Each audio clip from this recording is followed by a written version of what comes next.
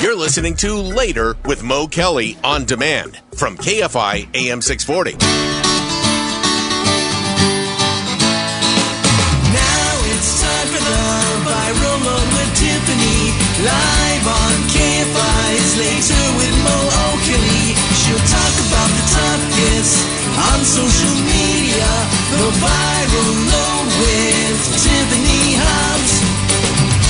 KFI AM 640. It's Later with Mo Kelly, live everywhere on the iHeartRadio app. Now let's toss it over to Tiffany Hobbs with the viral load. Good evening, Mr. Mo Kelly. Good evening. Good evening. So, first story comes from TikTok, and it involves famed pizza restaurant, and I use that in quotations because it's not really authentic Italian, but it's beloved nonetheless. But famed pizza restaurant, California Pizza Kitchen, has stepped in it recently. I've never been a big fan of their food, but go ahead. They're okay. Well, last week they made a huge guffaw, and it resulted in going viral on TikTok for all of the wrong reasons, which they then tried to undo. So what happened is one TikTok user ordered mac and cheese. They have mac and cheese on their menu, and if you are a mac and cheese aficionado, this is very watered down, very safe mac and cheese. No seasoning. No seasoning, not baked. It's very bland. I've had it. Whatever the case, this woman wanted this mac and cheese, and she wanted it really badly enough where that she would pay for delivery for just a side of mac and cheese. She ordered it. She made a mistake. There was some place where you could select or deselect portions of this mac and cheese or aspects of it, and somehow her selection resulted in only the cheese being delivered. Just the no cheese. Mac? No mac. How do you have an option where you can just have cheese when ordering mac and cheese? It's a conspiracy. I don't know why, and I don't know how she was able to do that. She also called the restaurant and was told, yeah, you actually have to order these ingredients separately. You have to order the macaroni and the cheese. You have to order the macaroni and the cheese separately. So she did as she was told, but she was surprised that she just got the cheese. She looked in the bag. There was no mac. So she takes to TikTok like that generation does, and she uploads a video complaining about what happened. Her video at this point has garnered almost 4 million views and almost 600,000 likes. So it's completely viral as of this week. Of course, it made it to California Pizza Kitchen's headquarters, and one of their head chefs, if not the head chef, decided to upload his own response video to CPK's TikTok account. And this is where the clip comes in. Ordered mac and cheese from California Pizza Kitchen, and they just sent me cheese. Hello everyone, Chef Paul here. I heard there's been a little bit of confusion on how we properly make our mac and cheese, so I thought I'd send this video out nationwide to make sure everybody knew the proper steps. Step 1, cook the cheese. Step 2, cook the mac. Step 3, add the mac to the cheese. Very scientific. So good and so easy. At California Pizza Kitchen, there's nothing more important to us than the quality of our food and taking care of our guests. Since recently we gave one of our guests only half a mac and cheese, we're going to give all of our guests half off mac and cheese starting today through the rest of the month. Use promo code cheese and mac and follow us online for more details. Well, they're going to give people the chance to spend money, make them money for a mess up they did. They're going to give me it's almost like you're going to sell me a car with no wheels. And they said, oh, we're so sorry, Mr. O'Kelly. What we're going to do is on your next car, we're going to give you half off. Mm-hmm. No. What about the car with no wheels? It's a marketing ploy. It fell right into their lap, and people are eating it up. No, don't you dare, Stefan. Oh, no, come on. No, I'm pulling rank.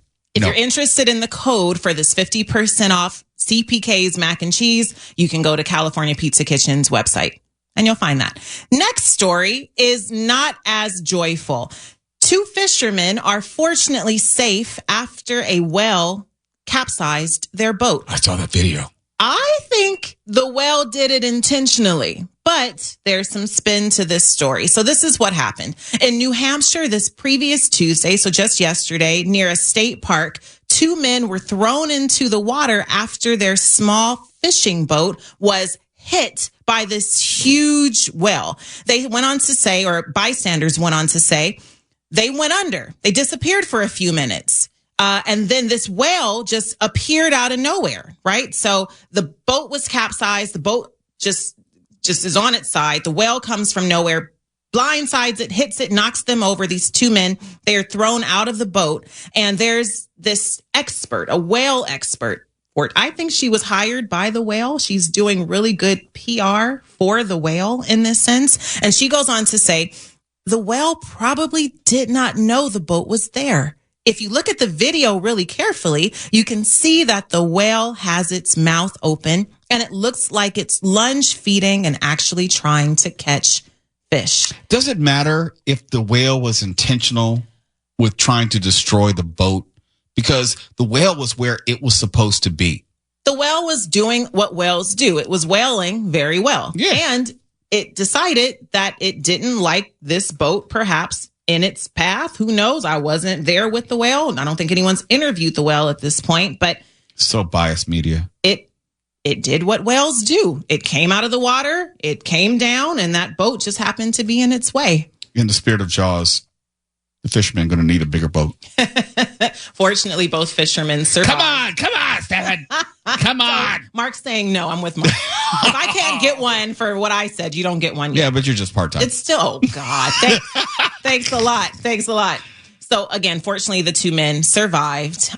Going on to our next story. And if you've been listening, you may have heard Mo and Tawala talk about this. The KFI news team is all over it. It involves LA robbery suspects who knocked off a bunch of 7-Elevens in South Central Los Angeles. And where this story takes a viral turn is that the suspects were actually caught because they played stupid games and won even stupider prizes. They took pictures of the money they stole, the over $700,000. No, wait. They got, how much money did they get? Over $700,000 over the course of the 2 months of their robberies. Wow, that's a lot of 7-Elevens get knocked off. Yeah, I was like, that must be at least 70. They don't carry that much cash. Yeah. Well, they took this cash, they fanned it out across their arms, they held it in their hands and fanned it out, just grand displays of just rubbing it in people's faces. They uploaded these pictures to Instagram. Oh my goodness. So they just the cash. Did they say how they got it? They said in so many words, this is what we do. We knock off these places. I'm paraphrasing, but they absolutely implicated themselves in these robberies. I mean, you're pretty stupid to commit a robbery in the first place. So I can't necessarily think that you're some bastion of super intelligence by uploading something to Instagram. They did. They got caught. And it gets worse or better if you are law enforcement or these 7-Elevens. Not only did they upload the pictures, that wasn't bad enough. The main account holder, one of these guys, tagged or linked the accounts of his accomplices in his post. That made it real easy. Real easy. So, of course, law enforcement zeroed in, found these guys, and as you've heard from the KFI news team and Mr. Mo Kelly, they have since been arrested. And they're facing, because of the charges of robbery and having firearms and using these firearms as, in threatening ways, up to life in prison. Yeah, see, that's knocking off 7-Elevens is not the flex that people want to think it is. It's not something that you would even brag about. Look, Yeah. Congratulations. Well done. Well done. Play stupid games. When we come back, we'll have the second portion of the viral load with Tiffany Hobbs. This is later with Mo Kelly, KFI AM 640 live everywhere on the iHeartRadio app. You're listening to Later with Mo Kelly on demand from KFI AM 640. It's later with Mo Kelly, and it's the viral load with Tiffany Hobbs, part 2. There's a little different angle to this next story in terms of its virality. It didn't go viral on TikTok or Instagram or YouTube. It actually went viral on the crowdfunding site GoFundMe. This is where the story comes from. So this week, a young man, a professional surfer, unfortunately had a really terrible interaction with a shark in, of all places, Australia. And you might be thinking, well, that's what happens in Australia. That's certainly what I was thinking. And this is what he does. He was surfing and he was bitten by a shark. The shark bit his board and bit off his leg. Oh, my damn. Completely. Ooh. Fortunately, in this hodgepodge of a strange aspect story, the leg was able to be recovered. And here's what happened. The young man, Kai McKenzie, 23-year-old, was taken from the ocean. People saw what happened. He was resuscitated on sand. Off-duty police officer was walking a dog nearby, ran over, used the leash as a tourniquet, was able to strap the leg up, keep him from bleeding out. They airlifted him to a local hospital where he still is. And that same day, bystanders on the beach were in the water. They recovered his severed leg. Ew. Ew. Put it on ice. Double ew. And fortunately, we're smart enough to take it to the police station where the police then let the hospital know and they airlifted this leg to the hospital. And now they are playing Build-A-Bear and putting him back together because they were able to do so in time. So how many people need to lose appendages before people think twice about surfing, especially in that region of the world? I don't think anything can deter them from their dream. They're better than me. So the family has taken to GoFundMe, popular crowdfunding site, to raise money for Kai McKenzie's hospital bills. I almost said vet bills. I'm thinking of sharks, but for his hospital bills. And at this time, they have exceeded their request amount by tens of thousands of dollars, and it's only continuing to grow because of its viral aspect. There you go.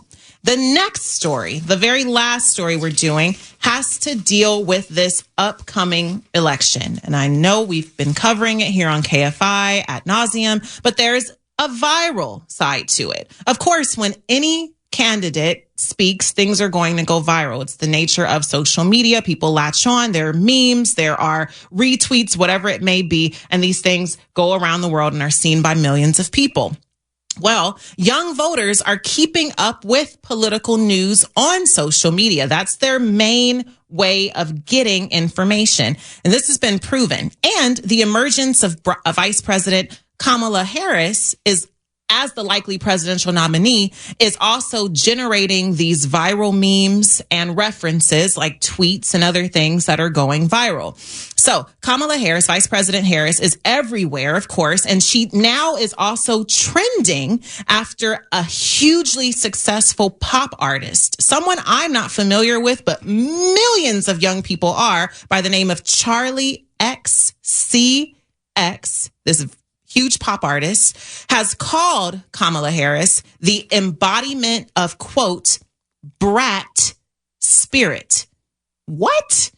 Here's what that means. So Charlie XCX, this huge pop star, has a new album, and the album title is Brat. Like that, you know, that precocious, irritating little child that we don't want to be around, obnoxious little child or person you may not want to be around. But Charlie XCX aims to reclaim the word and use it as the soundtrack for young feminists. So it's a rallying cry. And she has seemingly endorsed Vice President Kamala Harris by saying that Vice President Kamala Harris is the embodiment of the title of her new album, Brat. So Charlie XCX went on to get on X/Twitter, and she tweeted, Kamala is brat.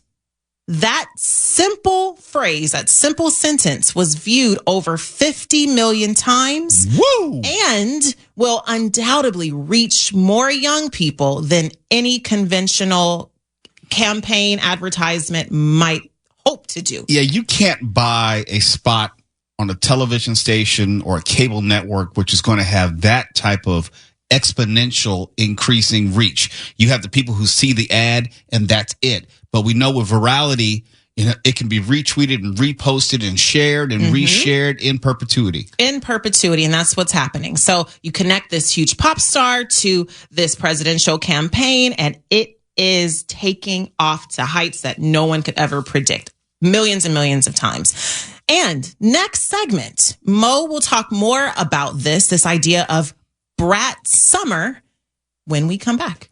It's later with Mo Kelly KFI AM 640. We are live everywhere on the iHeartRadio app. And I look at Mark and I think, yeah, he's definitely Brat. Oh, no question about it. I've got a tattoo of that. Where? Somewhere you can't see because I'm not going to stand up. Where the hair meets your... That's it. Time to go to the news.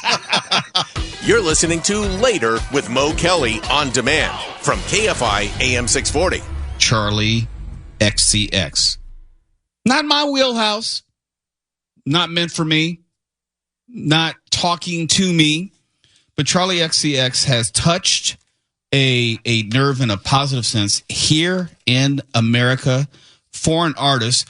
But her most recent album, this album, and its themes of empowerment through friendship, having fun, partying, has really connected with women, but not in a traditional way. There's some underlying messages where she's talking about Brat, and it's an identity which is part counterculture. This is my way of describing it, where you would have women not wearing makeup. I've seen her talk about it in interviews where you'd have that bedhead. You just wake up, no makeup. You look like you just started your day. You're not trying to appeal to the classic Instagram, Insta model, perfectly sculpted and culled scenery where it looks like, you have a perfectly scripted and cultivated and curated life. It's anti to all of that. And the way she's presented it, it is really caught on with women and also the LGBTQIA plus community. And as we talked about last segment, it has caught on in the political sphere. It didn't happen from politics and political features reaching out to her or reaching out to the young people. They decided to attach themselves to Vice President Kamala Harris and her campaign. They did all their own. It was something which was completely organic. And it's, if anything, each generation has their moment. I call it, before we would call this YOLO. You only live once. It's very, very similar to that, where you don't care about things that people prior to you and generations previous to you had cared about. You live fancy free within a certain amount of years of your life. You're not caring about tomorrow. This takes it one step further, where you're not really caring about what society has to say about beauty, about presentation, about how a woman is supposed to look, how a woman is supposed to act. And that's why it's more closely aligned to feminism, where women get to control their identity and how they want to present themselves, not how society dictates that they should act, they should move, they should dress, how they should even perform. And there's a connection here when we talk about the political issues of the day as it relates to women's reproductive rights and abortion. So you can see where the connection comes in, but it was something that was completely organic. It's turned into what has been described as Brat Summer, where the whole summer has been dedicated to that, or will be dedicated to that. And you'll see this recurring meme where you have this lime green static photo with Arial black text on it. It's supposed to look uncute. It's supposed to look unsexy. You look at it and you say, why would they choose that color? Why would they choose that font? Because it's counter to everything that is stylized and curated that we see today. And I know it's not meant for me. They're not talking about me, but they're definitely talking to me. They want me to listen. They want you to listen. They want you to pay attention, because they're saying, old folks, the stuff you find important, we don't find important.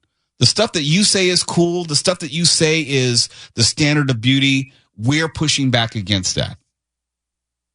And I wonder, how long it's going to last. I wonder what type of impact it's going to have politically, because that's where it does cross into my world and what I do. It came on my radar because of how it attached itself to Kamala Harris.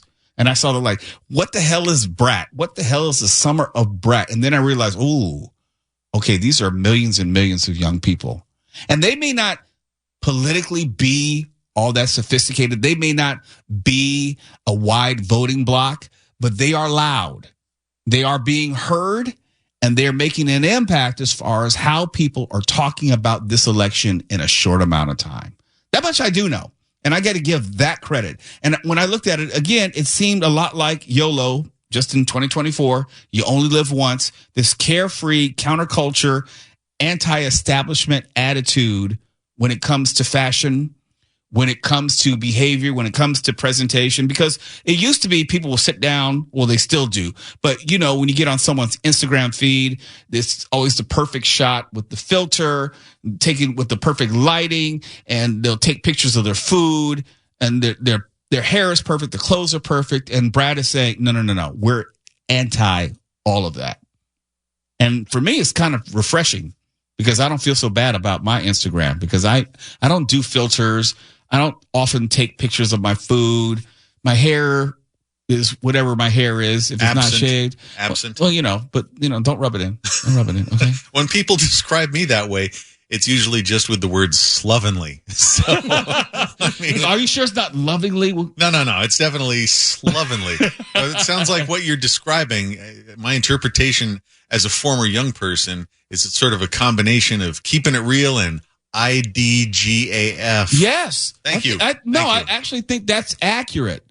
It's nonconformist, which is a part of every generation. There's always a nonconformist portion of the young people of the day, but these young people have far more tools to express it, and they're pretty savvy in how they go about it, and they are increasingly realizing the power of social media and using it for something other than personal self-aggrandizement. You can get this stuff translated on those newer Android phones that bend in half. The folds? Yeah. Like, please translate Brat, and it'll come right up with what I just said. Oh, it will? Yeah. Oh, okay. I mean, I don't have one here, but I'm just telling you that's the function they perform. Got it. Has Kamala Harris actually adopted this? Has she spoken to it? No. I know she's acknowledged it. I don't know if she's adopted it. I think it was said during one of her rallies or something. She made mention of it. But it's not like she's embracing it. I know the campaign is going to use it as best they can as free advertisement. It's a free way to reach a demographic they wanted to reach. Remember we were talking about the voter. Well, this was before you got here, Tiffany, but voter.org said that they've had the most single day new registrations in 24 hours in history. Some 38,000 new voter registrations in the past 2 days, each day averaging, which means people are more engaged, which means people are paying attention to what the candidates are saying. How informed they are, I don't know. How committed they are to actually voting on election day or getting their ballot in early because of early balloting and absentee balloting, I don't know. But the point is, if the younger generation ever realized how much power they actually had and voted relative to the numbers of people they had, they could easily swing elections. And that's why politicians have been begging for these new voters, these emerging voting bases for a century. Because if they ever voted en masse, if they ever voted consistent with the numbers of eligible voters, they wouldn't be stopped. But they just haven't figured out. And that's a part of, youth being wasted on the young. I am seeing, Mo, that I just looked up because this is fleshing out for me in real time, too, that Vice President Harris actually is running an ad where she has Brat kind of emblazoned or periodically appearing like on the screen like a strobe, that bright green and black lettering you were saying on the forefront. But she's using it in her newest campaign ad, the main one that's running right now. Well, she's only been a candidate for like 2.5 days. 5 minutes. And all this has been moving so quickly. Yes, I'm not surprised that they're taking advantage of the moment. They're seizing the moment. And obviously they're making these inroads to voters 18 to 24. And I'm quite sure Charlie XCX, she's not an American citizen, but she'll probably attach herself in some way to the Harris campaign. Can I say one little thing that Sure. irks me? I wish, and I know she's not an American citizen, Charlie XCX, but I really wish, the teacher in me wishes that it was, Kamala is a brat versus Kamala is Brat. It's so hard for me to get behind that. Well, one, your teacher. Two, it's not meant for us. I know, and I'm part of the, and I look at it as part of the message is, yeah, you old folks, you probably would not like the message. They're going to give it to us as they want to give it to us. They're going to dress the way they want. They're going to speak the way they don't want. Care what we think. Yeah, that's the whole point of Brat. It's a brat summer. It's not meant for you old people. I didn't realize I was on this side of things. I still feel on that side. Well, I'm reminded every day. I'm special because I can still relate to the young people. I have this gift where I can turn it on and off. They see kinship in me. Same. My inner young person it glows. It seeps out. I think you're Brat, but when I say that, I'm thinking more in terms of a bratwurst. Stefan? Nope. No. Stefan, come on. No. Stefan? No. Brat and brat are not the same. It was a valiant effort. Tomato. It Come on, just food. fell short. I didn't even get that one. We'll catch up with George Norrie when we come back. I don't know if he's Brat. He might let us know. Yeah, ask him. Be sure to ask him. He'll probably come with brat before Brat. Yeah.